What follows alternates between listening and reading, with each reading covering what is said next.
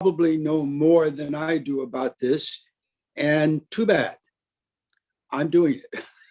So when you find problems with what I've done, please make a comment in the comments or the chat section, and at the end I will grovel appropriately. I'm supposed to talk about the Episcopal Church and race. So I want to establish a couple of quick parameters.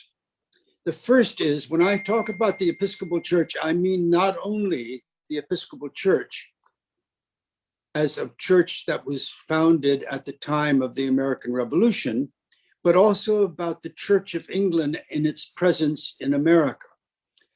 So that we're sort of looking back at the whole presence from the beginning of the colonial period on. By race, I mean primarily the construct whereby already existing notions of slavery and involuntary servitude in a hierarchical society were re-envisioned to be a matter of caste, not class. And it was Black and brown people then who were, by virtue of their real or imagined differences, that were deemed to be inferior or separated from the European colonialists and appropriately enslaved. Race in this instance is a construct for the justification of the subjugation of individuals, not only individuals only, but of whole subjected groups. Now, I wanted to try to be as careful as I could about that, because we talk about race as if it was sort of a regular paid up reality, and it's not. It's a construct. And if it's a construct, we can deconstruct it. So the topic of the Episcopal Church and race then concerns the extent to which the Episcopal Church conformed to, bought into, and then challenged the use of race as a cultural and social construct.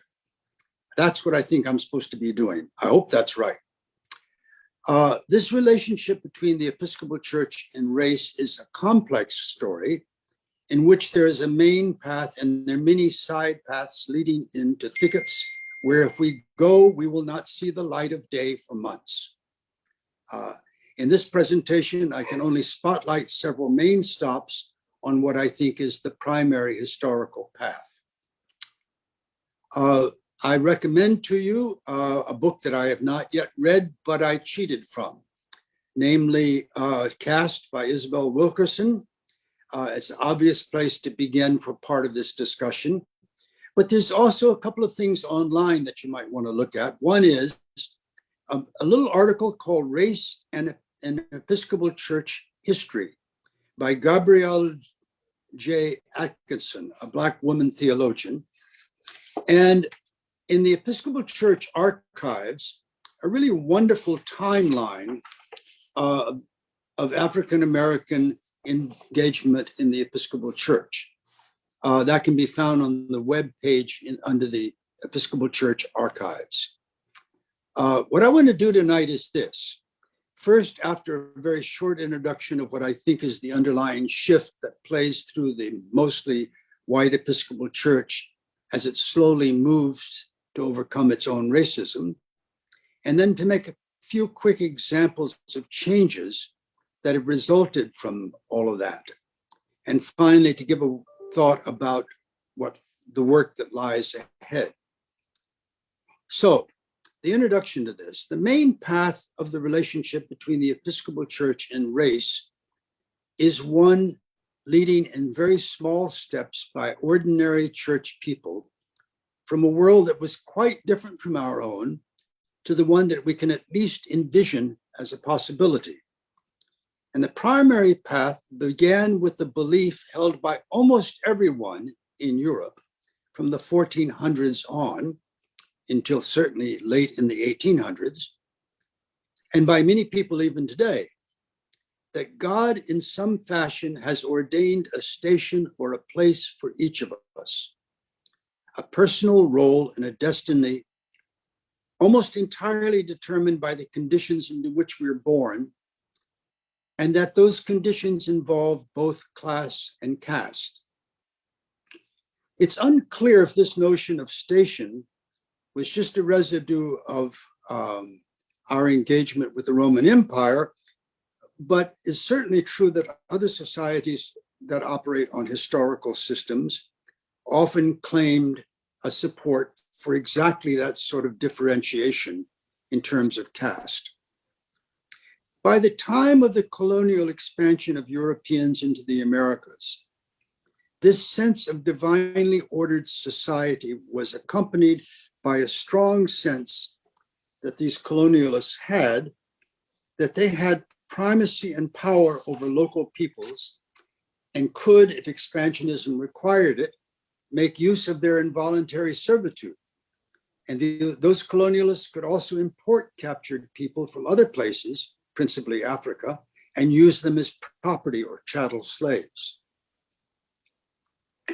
Race, as understood in the American colonial expansionism, was an aid to establishing a caste system in which the colonialists, European and more especially British, had a right to primacy.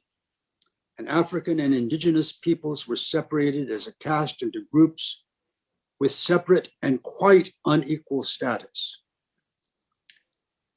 So the whole history of the Episcopal Church and race unfolds as the Episcopal Church, mostly white, interacts with ideas both about society and about justice. And as those ideas change, there is the attempt to overthrow the notion of divinely determined station and several legal and social status that those stations implied. That is, the story of the Episcopal Church and race is primarily about Episcopal Church as white and African Americans, the descendants of slaves, but it's also notably about the relationship between the Episcopal Church as white, mostly, and Native Americans. We are going to spend most of our time thinking about the relationship between the Episcopal Church and race as it concerns African Americans, former slaves.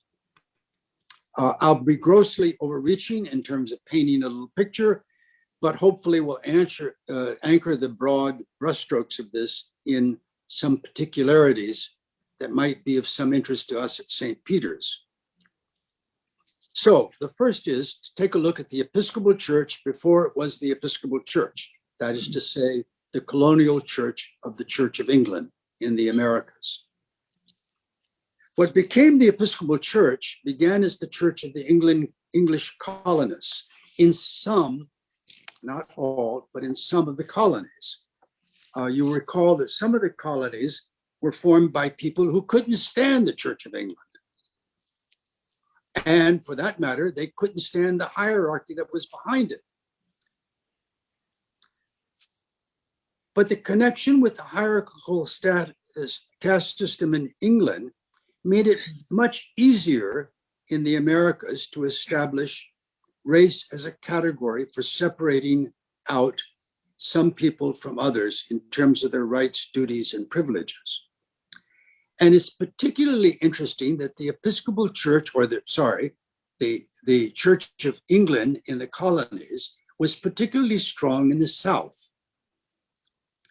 Some of the northern colonies were a little bit ticked off, frankly, at the Church of England and weren't at all interested in that way of organizing.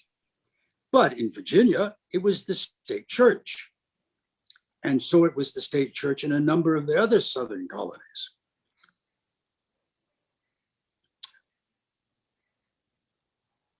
Well, so the Church of England, the Americas, was the established church in many of the colonies, and it brought the notion of hierarchy and hereditary nobility in society, in which place and station was ordained by God.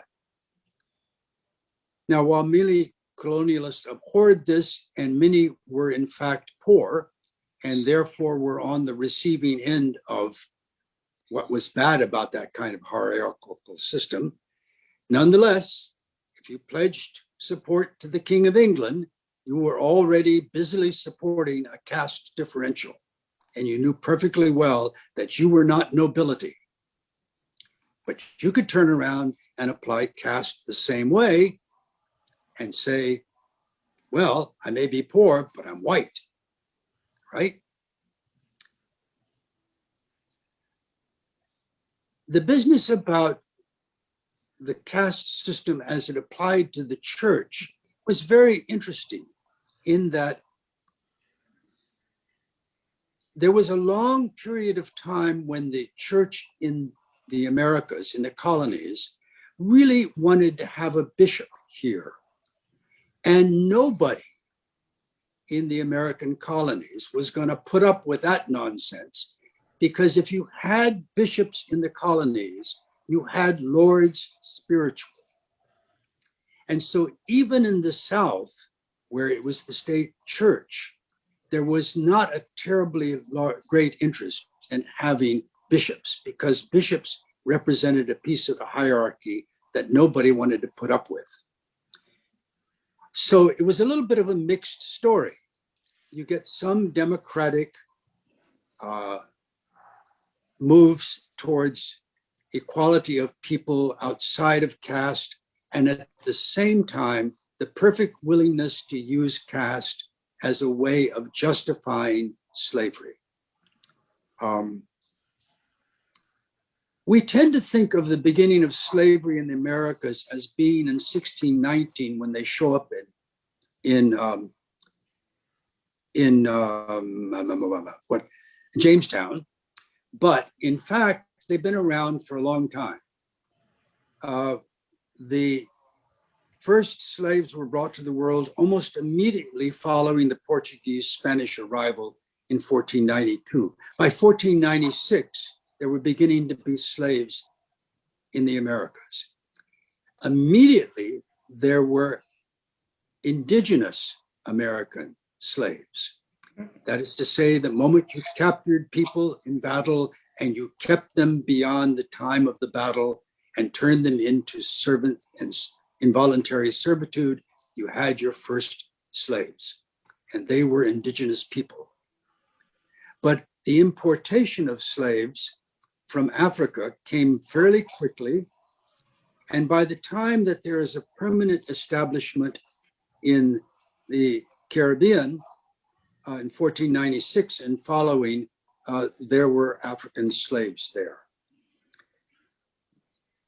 And what became true very quickly, remembering that most of Europe bought into this notion of the kind of ordained by God differential between peoples, was that not only were slaves accepted as part of the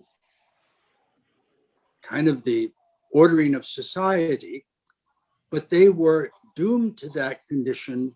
And furthermore, their offspring were doomed to that condition, because it became hereditary slavery as well. And by the time the British colonies started having slaves, or at least the American British colonies started having slaves, there was plenty of practice. There was about 100 years of practice in the Americas of having slaves and finding a justification for their separation out from the rest of the people who were here as colonialists. There were slaves in Bermuda by 1616. By 1619, when they show up here, it is clear that the whole business is all in place.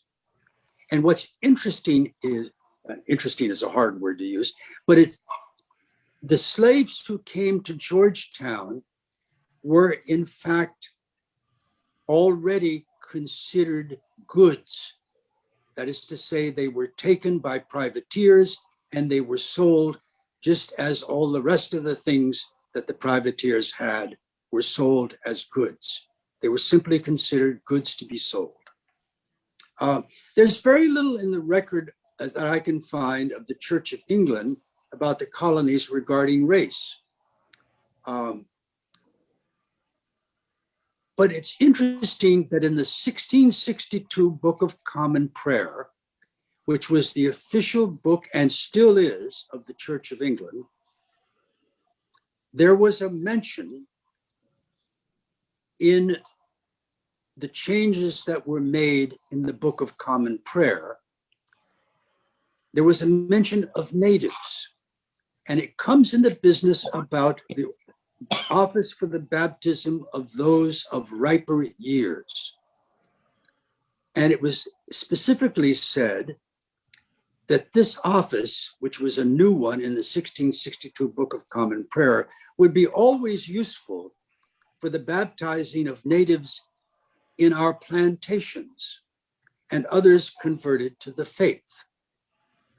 Natives in this instance was a reference to slaves, viewed as a caste differential from the colonialists and the Europeans. So there was in the 1662 Book of Common Prayer a passing reference to the natives on our plantations. That's the only thing I can find from that period that has, where the Church of England had anything to say about slaves in the Americas. I'm sure there's plenty of other stuff, but you all can point it out and put it in the chat and I'll know about it. In 1701, the Society for the Propagation of the Gospel was formed. And this is the first clear sign of the very mixed character of the engagement by Anglicans with slaves in the colonies. On the one hand, the SPG supported the baptism of Native Americans and slaves, witness the 1662 Book of Common Prayer. But at the same time, the support of colonial expansionism and the toleration of owning slaves seems to have been kind of assumed. In addition, as a corporation, the Society for the Propagation of the Gospel was given property in Barbados for the development of a college that included slaves as part of the bequests. They never sold the slaves, they continued to have them. And St. Peter's was a recipient of funded clergy from the Society for the Propagation of the Gospel, beginning 1709. Or is that right? I guess the boss, Jeffrey could tell me, but during the colonial period, the notion of divinely determined station was a clear model, and it served to make both monarchy and involuntary servitude tolerable. And it made colonial mastery of local populations and ownership of slaves acceptable, just as it made hereditary rights and rule possible.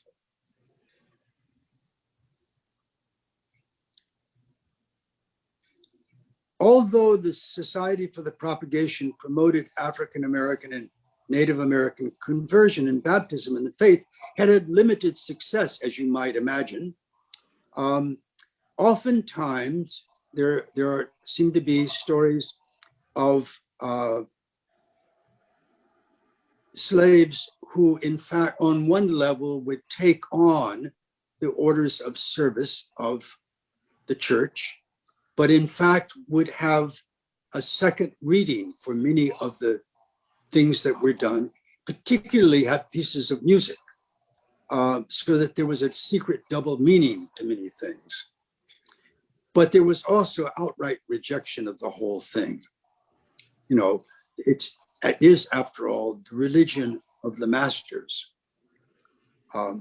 There's little known about the colonial clergy at St. Peter's, about the level of their engagement with either Native Americans or with African slaves, other than the assuming of the prevailing views of the times, that indigenous peoples were savages and African slaves were property.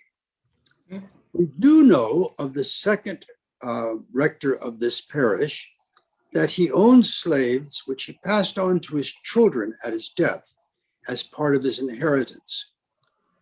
We even have their names, Jenny and Oxford, and they were inherited by his children, and it was relatively unremarkable. It's remembered, but it's not remembered in horror or terror or lament is just remembered. Now we come to the interesting one that Carlyle Gill preached about this last Sunday, namely Absalom Jones. And we can call up the picture of Absalom Jones with a little luck,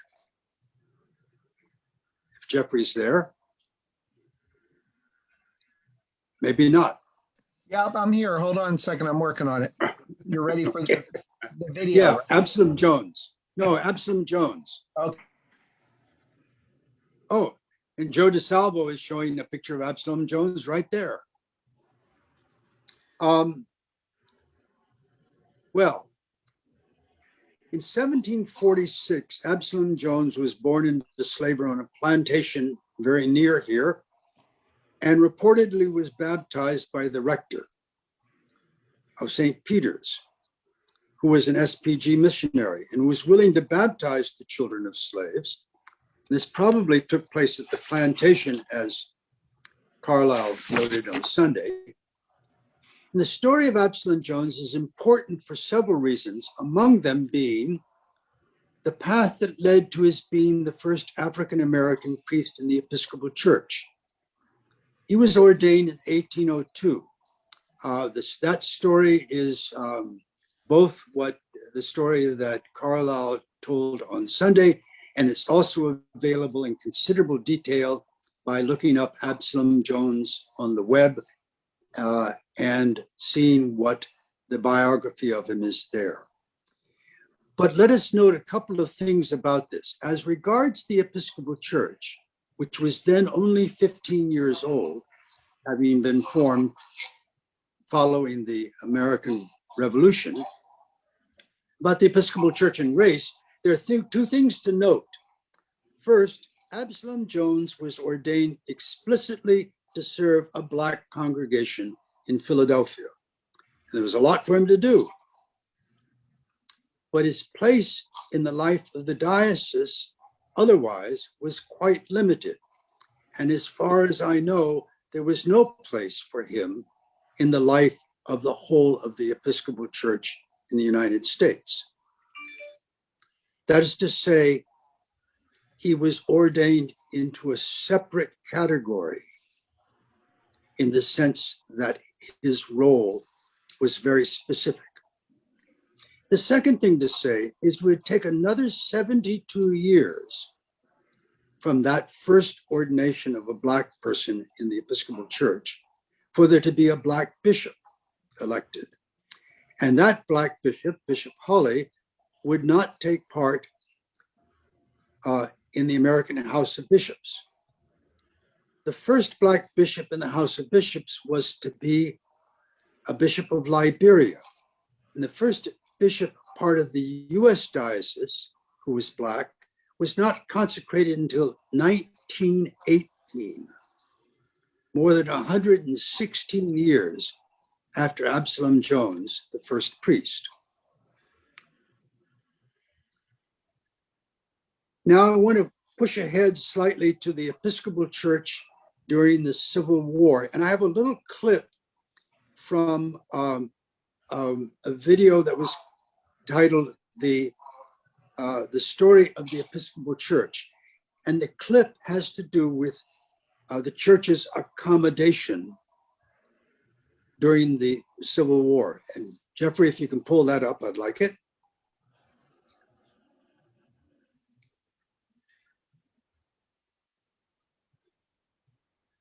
Hold on just one second.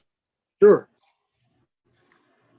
This, incidentally, is a video put together by my friend Jim Friedrich of Cathedral Films, and it's a very short little clip.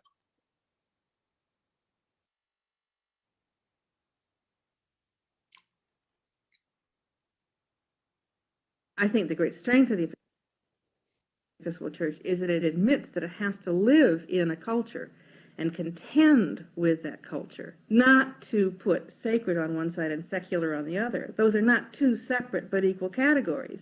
They're two realities in human living. And if we don't contend with the culture, we're not an Anglican church. I think we're not even a realistic church.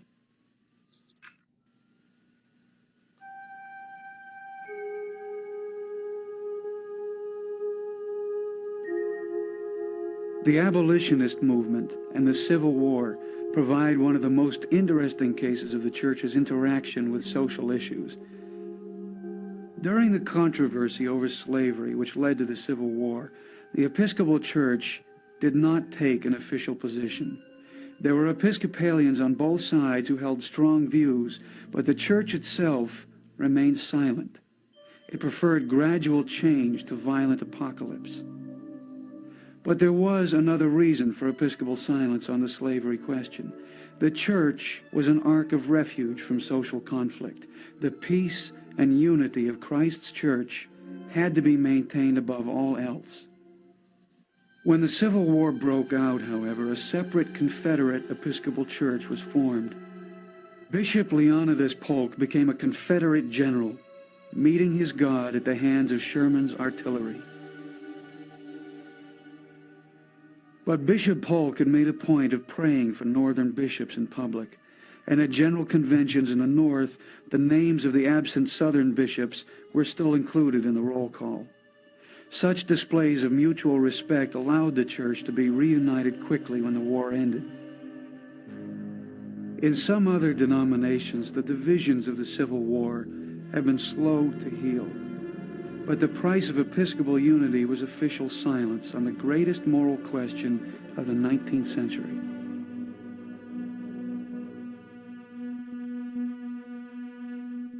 If you think of the church as an instrument of unity and an instrument of peace, that doesn't mean having your own Episcopalians not bothered. It means bringing enough justice in the world so there can be real peace for everybody.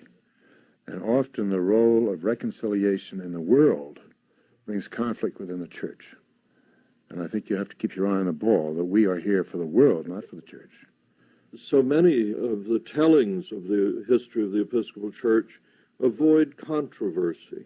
And that's wrong, I think, because tension is not a bad thing. A church without tension is a church that should be pronounced dead and be buried.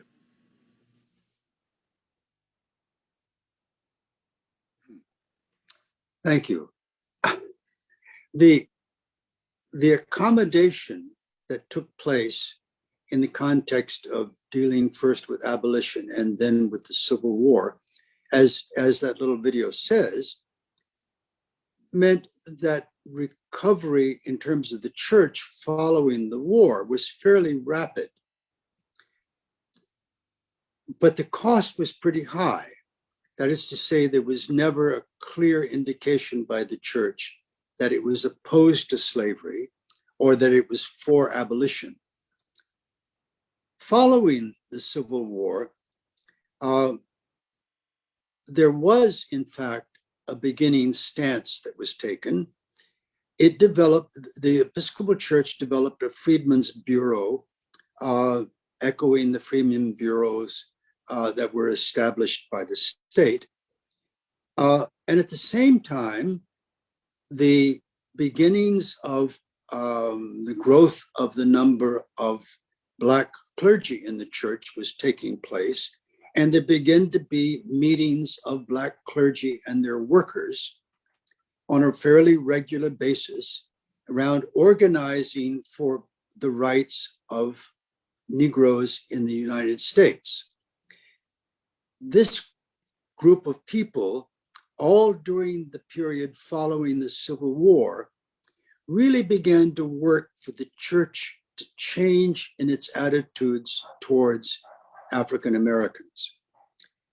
And out of that came two very different lines of thought. One was, not thought, but action. Two very different lines. The first one is with James Theodore Holly. And if you can pull up his picture.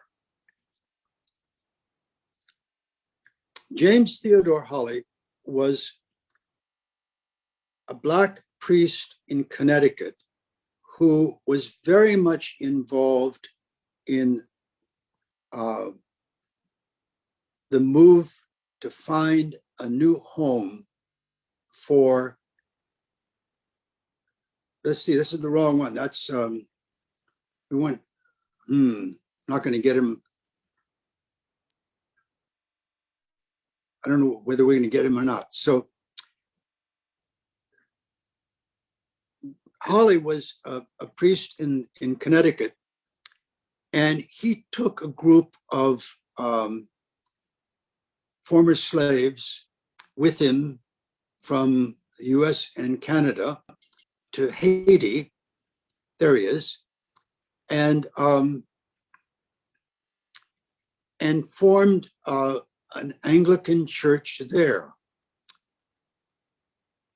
And after some years, petitioned the American church for more help, and they gave some.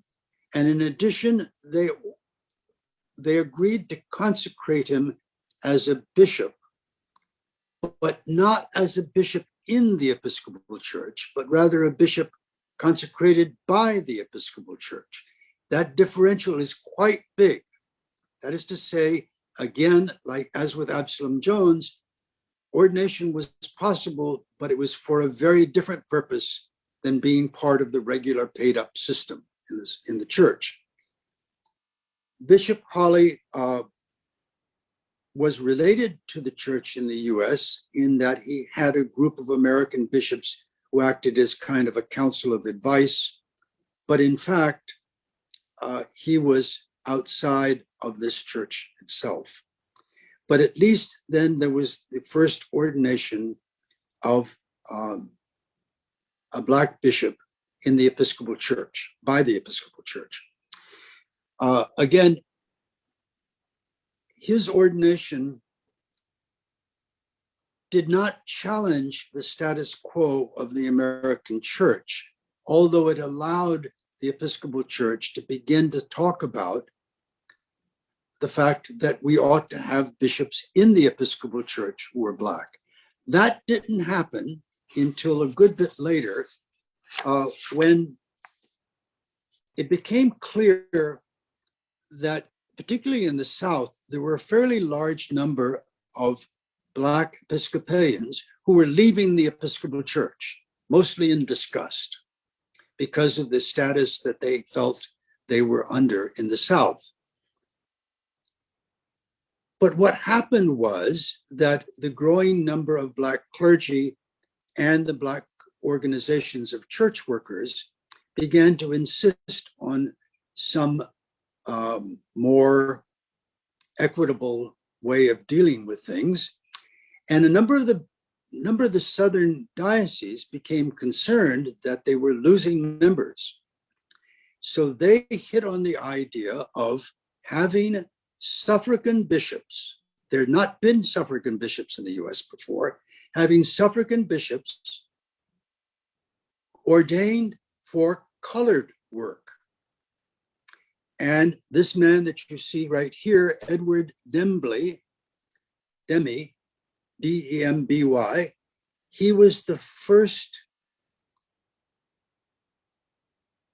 Black priest ordained and consecrated as a suffragan bishop, as a regular paid up member of the House of Bishops in the United States. And he was the suffragan for colored work in the Diocese of Arkansas.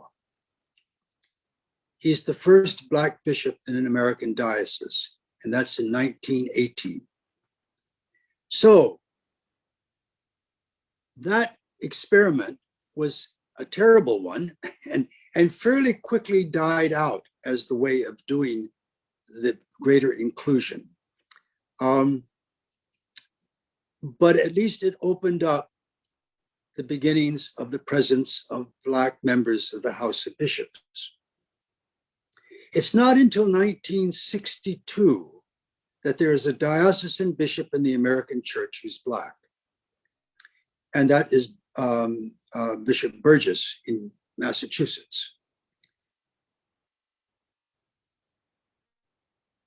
Because the Episcopal Church is hierarchical, we tend to think of advancement in terms of ordination, in particular to the episcopate.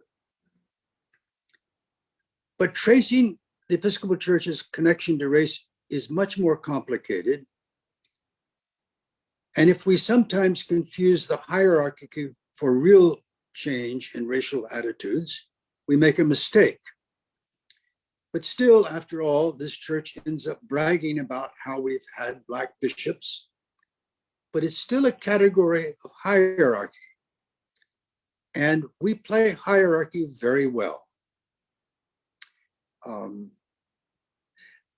But at the same time that this move about the ordination of priests and bishops was going on, there were a whole variety of Black organizations that worked for the abolition of slavery and then for general inclusion of Black Episcopalians into the life of the church and in the community. And Bishop Hawley, before he left to go to Haiti, had formed with some others an organization called the Episcopal Society for Promoting the Extension of the Church Among Colored People. That was in 1856.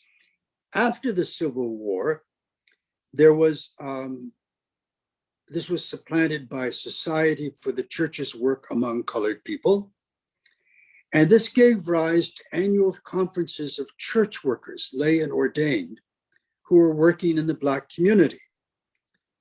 And that continued on one way or another until the early 60s.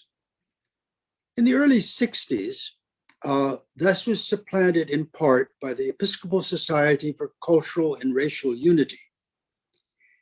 And it proposed that what we were seeking was unity amongst peoples, right?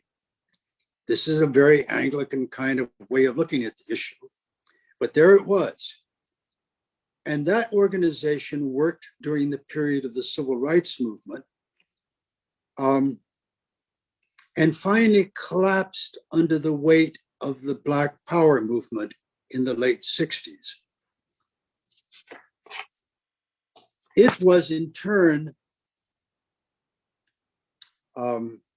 supplanted by an organization that eventually became called the Union of Black Episcopalians. It was started in 1968 under another name. One of its leaders then is your speaker next week, Lloyd Casson. But from that work, many lay and ordained leaders came forward, and in fact are the ones who really push not only for inclusion in the hierarchy, but the changing of the nature of the way in which we work with one another.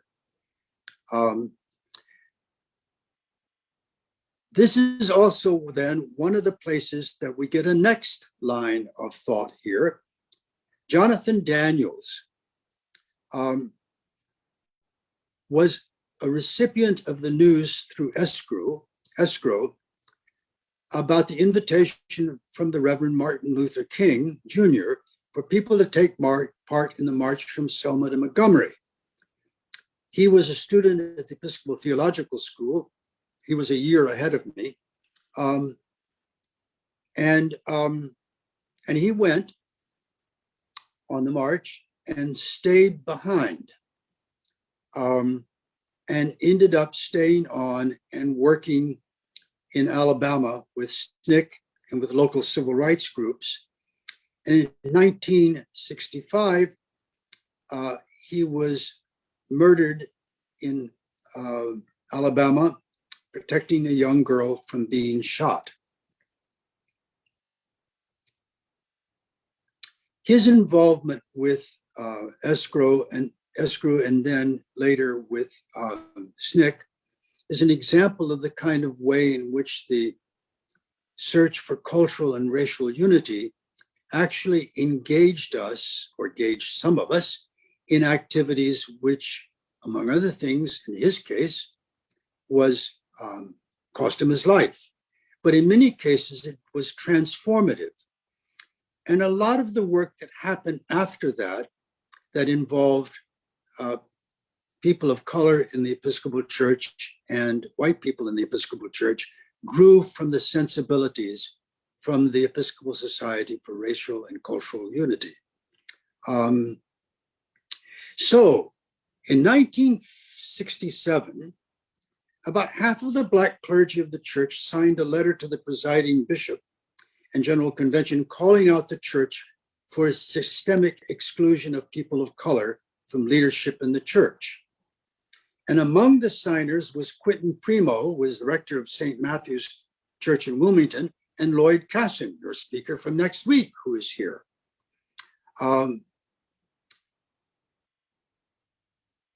In 1969, following the collapse of escrow and the year of major agitation in Black Power movement, the Episcopal Church undertook its first comprehensive look at its own complicity and failings regarding race. The General Convention held a special convention in South Bend, Indiana, and put together something called the General Convention Special Programs. Out of that set of programs developed, among other things, a whole series of things having to do with social justice. And social justice ministries, including desks for Black and Asian American and American Indian and Hispanic works, those offices, along with an office for women's ministries, all came into being as a way to begin to address the inequities in the Episcopal Church, which had been run by a bunch of white men, mostly old white men, I have to add.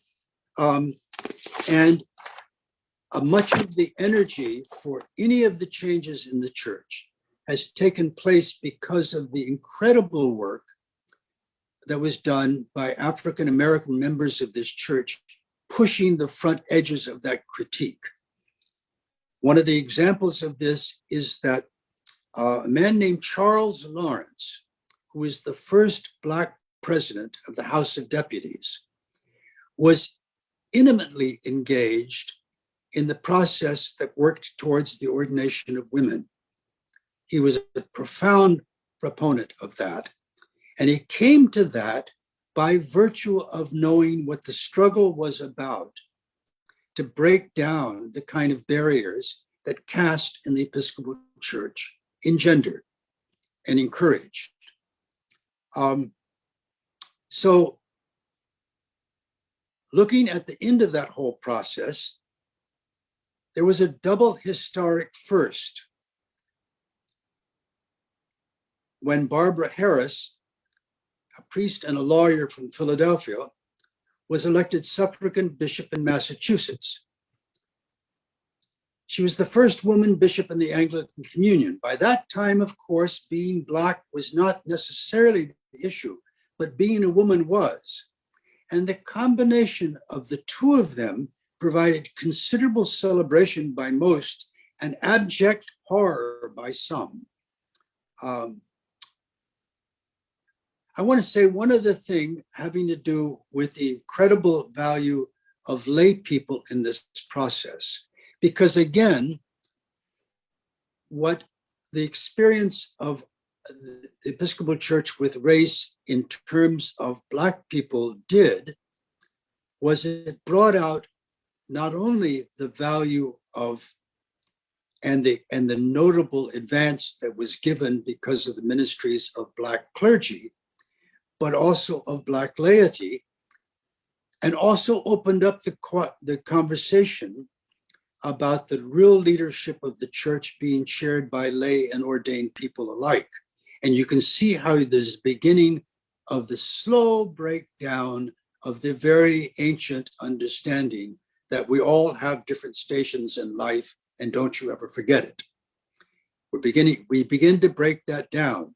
So during this same period, not only did we have notable clergy people who show up, but we have people like Verna Dozier, who is a lay Black woman theologian, was remarkably important during this period, as was William Stringfellow, a white lawyer who worked in Harlem, as was Frederica Thompson Harris, who is a lay woman theologian, or Charles Lawrence, who is an African-American lay person who is the president of the House of Deputies.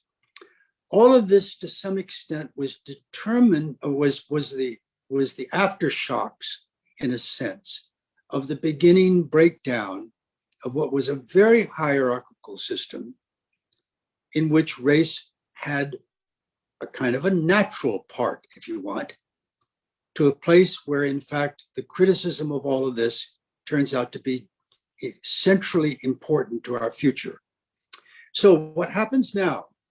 I think the Episcopal Church remains predominantly white, but by its intent, in fact, is increasingly multiracial. It's by no means a reflection of the makeup of the society, but it is less a reflection only of the rulers and former slave owners. And that's important.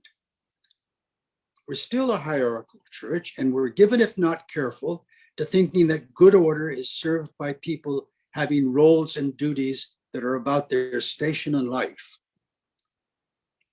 You gotta watch it. Sometimes the old habits of thinking that some stations are outside the bounds for people is really easy.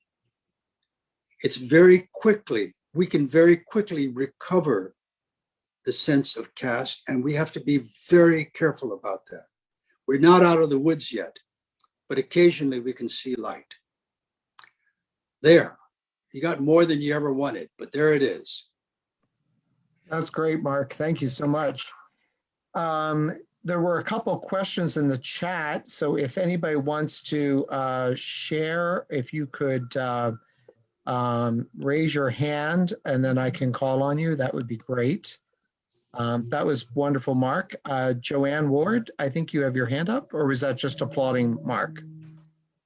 Applauding Mark. Okay, great. Anyone else? I'm looking around. I can't see everybody at once, unfortunately. Somebody asked, wasn't Bishop Hawley the Bishop of Haiti? Yep, he was. He was bishop. The name of the church there was the Orthodox Apostolic Church of Haiti. Let's see, the one word that caused the most turmoil in the Episcopal Church down to 30 years, collegiality. Yeah. Yeah, I wish the person who said that might actually wave their hand and. John Michael. Oh, John Michael, what do you mean by that? What I mean by that is that in our quest for collegiality over the years, especially in the latter half of the last century, we sacrificed a lot that could have moved us forward much more quickly if we'd had the if we had the power of our convictions behind us. We were too often too quick to sorry about that. I think we were all too often too quick to compromise, but in the name of collegiality. Yeah, that's a long-standing problem. It's the reason why I put that little clip in about the accommodation that was made during the Civil War. When the church has had a tendency to put at the forefront, not ruffling the waters too much, you know. Let's just get along. Why can't we just get along? Well, because sometimes getting along with you is kind of difficult because, you know, I mean, right. Sometimes collegiality is not enough. There was another question about, the Bishop of Delaware during the 1850s was in early 1870s was Bishop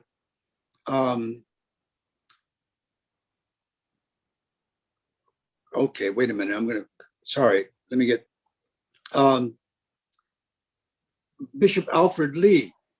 And Bishop Alfred Lee was one of the consecrators of Bishop Hawley. It's just a nice little aside. Somebody has a question out there? Robert's iPad has a question, and then Ingrid and Tim. Okay. Robert's iPad, you need to unmute yourself to ask your question.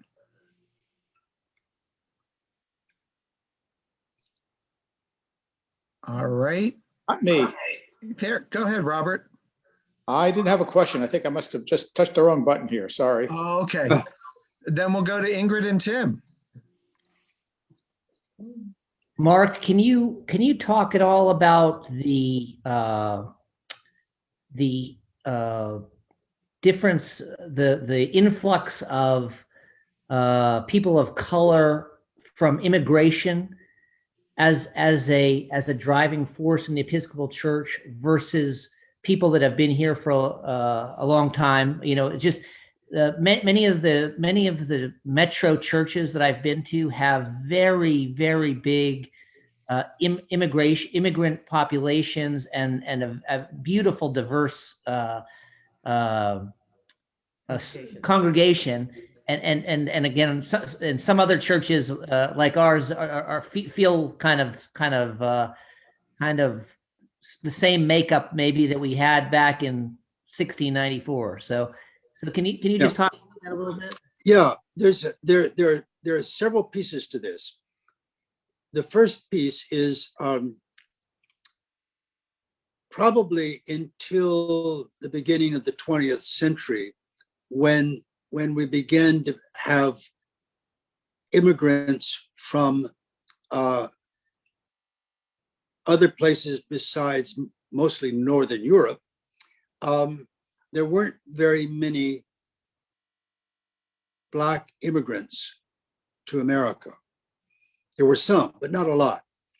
The major thrust, the first round, was people from the Caribbean who show up. And that was both the plus and a minus. In New Orleans, where I grew up, there was a Black Episcopal Church, St. Luke's. And St. Luke's was quite often sort of nicely dismissed as saying, oh yes, that's the church where the Caribbeans go, right? I mean, as if somehow or another weren't any Black Episcopalians in New Orleans who were actually local paid up Episcopalians. You didn't want to have to admit, you want to say that's a church of foreigners, right? So there was that kind of thing that happened back and forth. There are congregations in New York City where they were essentially formed by immigrants from various parts of of the Caribbean.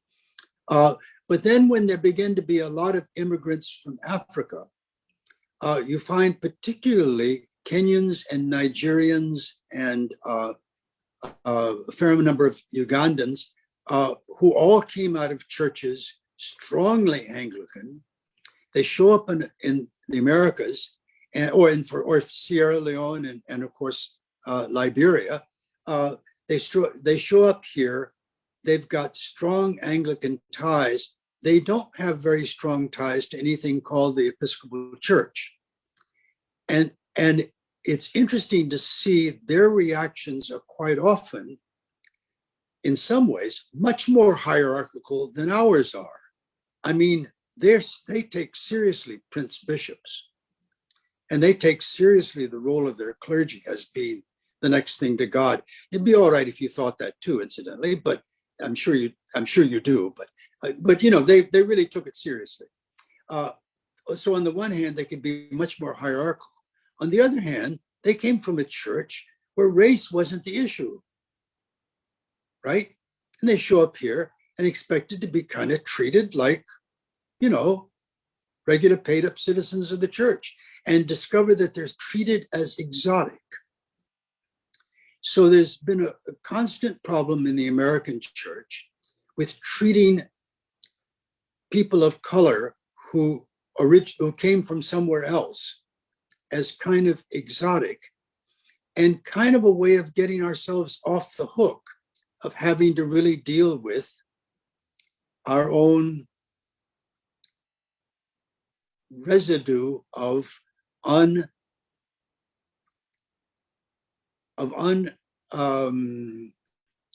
corrected stuff, right?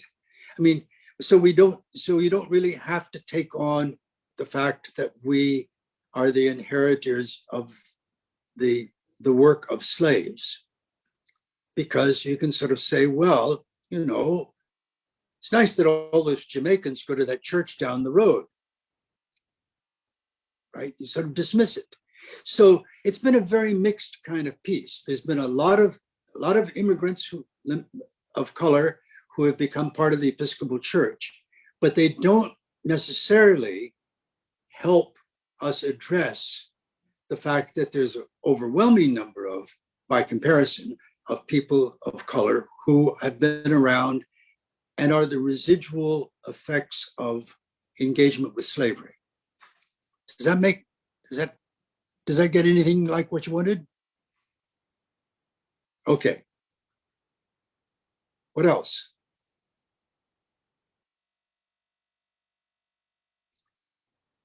I just want to say we are very fortunate in that here in Delaware, we have some really strong connections with this history, both, as Mark mentioned, with Haiti and Alfred Lee, but also with Mark himself, who went to seminary with Jonathan Daniels and has worked in Haiti quite extensively. Carlisle Gill was friends with Werner Dozier and can tell you stories about that. I think John Michael Sophus can as well. There is, a connection here, as I mentioned when we dedicated the icon to Absalom Jones, and the one clergy person from SPG who is willing to baptize Black slave children, albeit on the plantation. But there is a rich history also with Harriet Tubman that will be honored shortly with a stained glass window that's coming to St. Peter's Church. And we'll have some more about that later. I'm not seeing any other questions, so I just want to put in a plug real quick for next week. Our speaker will be Canon Lloyd Casson, who's the retired rector of Saints Andrew and Matthew up in Wilmington. It's not going to be a formal presentation that like Mark's was, as much as he's going to talk about his experience of growing up and living here in Delaware.